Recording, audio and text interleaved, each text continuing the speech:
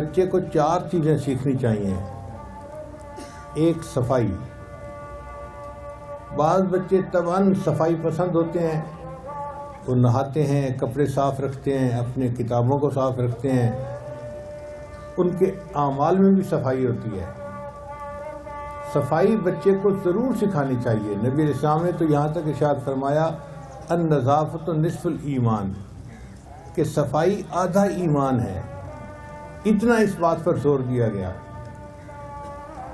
اور بعض بچوں کو بالکل صفائی کا پتہ ہی نہیں ہوتا، کپڑے بھی میلے، اور نہانا بھی ان کا بہت مشکل سے ہوتا ہے، ہفتے میں کوئی 1 آدھ مرتبہ، اور ان کی کافیاں دیکھو تو وہ بھی بہت ہی گندی، اور ان کے جو بستے ہوتے ہیں وہ بھی گندے۔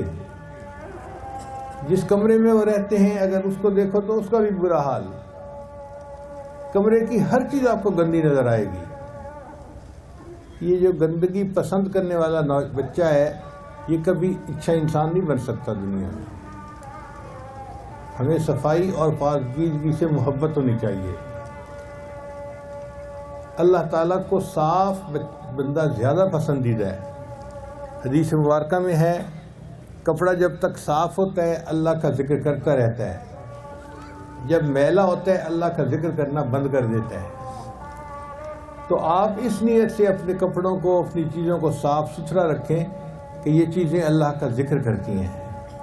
میلی ہو گئیں تو اللہ کا ذکر کرنا بند کر دیں گی، تو ایسی غافل چیزوں سے میں کیوں ان کو اپنے پاس رکھوں۔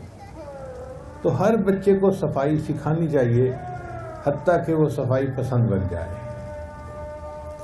اور دوسری چیز اہم، وہ ہے سچائی۔ ہر بچے کو سچائی کی اہمیت بتانی چاہیے، حتیٰ کہ بچہ سچ بولنے والا بن جائے۔ جھوٹ انسان کی زندگی میں گھن کی طرح لگ جاتا ہے اور وہ انسان کو ناکام بنا دیتا ہے۔ دنیا میں جتنے برے انسان گزرے ہیں آپ دیکھیں وہ جھوٹ بولنے والے ہوں گے، اور جتنے دنیا میں اچھے انسان ہیں آپ دیکھیں وہ سچ بولنے والے انسان ہوں گے۔ سچائی کا کوئی نعم البدل نہیں ہوتا۔ حدیث مبارکہ میں نبی صاحب نے ارشاد فرمایا، مومن سب کچھ ہو سکتا ہے، مومن جھوٹا نہیں ہو سکتا۔ اس لیے کہ سچے کے ساتھ اللہ کی مدد ہوتی ہے۔ اور ایک مزے کی بات سن لیجئے کہ سچ بولنے کا ایک بڑا فائدہ یہ ہے کہ جس زبان سے ہمیشہ سچ نکلتا ہے وہ بندہ اللہ کو اتنا پیارا لگتا ہے کہ جب وہ دعا مانگتا ہے اللہ اس کی دعا کو بھی سچ بنا دیتے ہیں، قبول فرما لیتے ہیں کہ میرے اس بندے کی زبان سے جھوٹ نہیں نکلتا، اب یہ مجھ سے دعا مانگ رہا ہے، میں اس کی دعا کو رد کیسے کروں۔ تو سچے انسان کی دعا کو اللہ ہمیشہ قبول فرما لیتے ہیں۔ صحابہ کرام کی زندگیوں میں واقعات پڑھیے، سچائی کی خاطر انہوں نے کتنی قربانیاں دی۔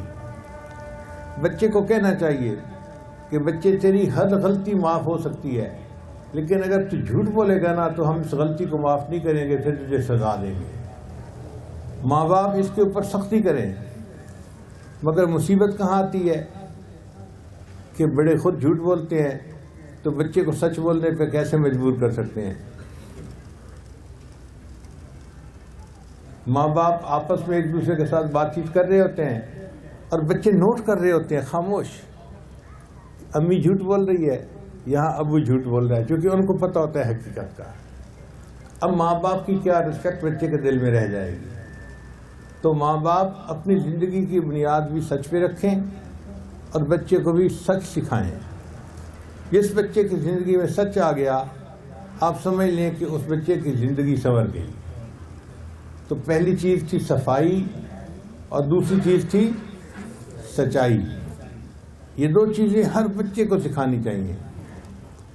اور تیسری بات کہ ہر بچے کی زندگی میں خدمت کا جذبہ ہونا چاہیے۔ ہم انسان ہیں، ہمارے اندر ہمدردی ہونی چاہیے۔ ہم اگر اپنے بڑوں کی خدمت کرنے کا موقع مل جائے تو اپنے آپ کو خوش نصیب سمجھنا چاہیے۔ کچھ بچے اتنے سست ہوتے ہیں کہ ان کے لیے پانی کا گلاس بھر کے خود پینا بھی مشکل ہوتا ہے۔ یہ ایسے بچے کسی کام کے نہیں بن سکتے۔ بچہ وہ اچھا کہ اگر بڑے کوئی بات کہہ دے وہ خوشی سے ان کی خدمت کرے. ہمارے ایک دوست انڈیا گئے, وہاں ایک عالم کے گھر ان کا رہنا ہوا. وہ کہتے ہیں کہ ان کا ایک بچہ تھا جس کی عمر تقریباً کوئی 7-8 سال تھی, اور وہ ان کا بڑا بیٹا تھا.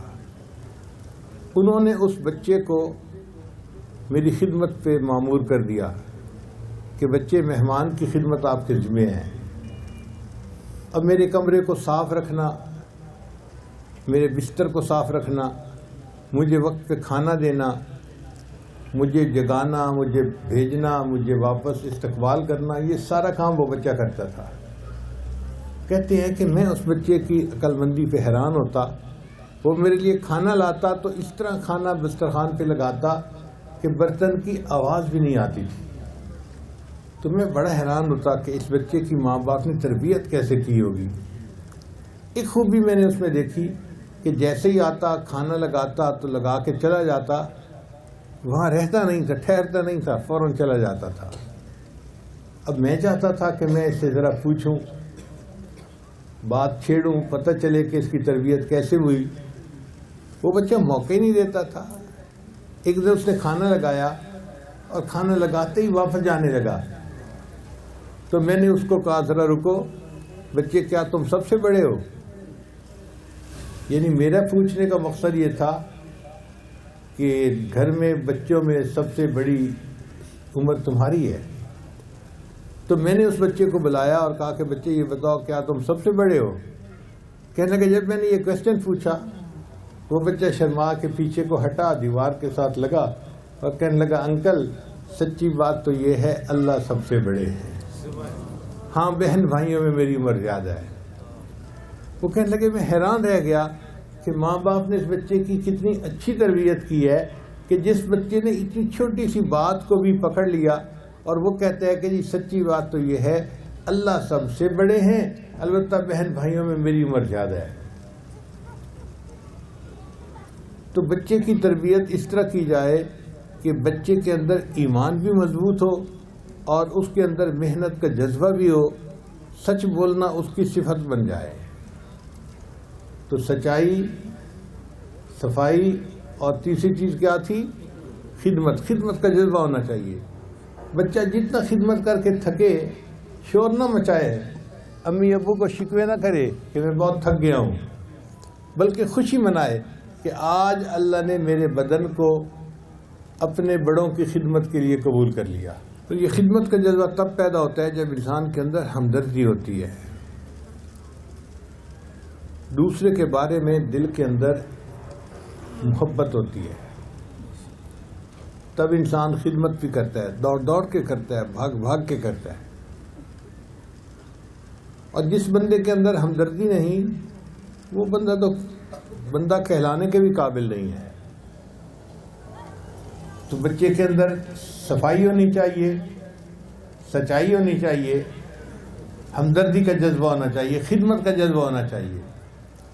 اور تیسرا والدین, بھائی بہن, ان کے ساتھ محبت کا تعلق اس کو رکھنا چاہیے. عزیز طلباء ایک بات ذہن میں رکھیے گا, حدیث پاک میں آتا ہے کہ جو بچے قرآن مجید پڑھتے ہیں یا بڑے قرآن مجید پڑھتے ہیں فرشتے ان کے لبوں کو بوسہ دیتے ہیں.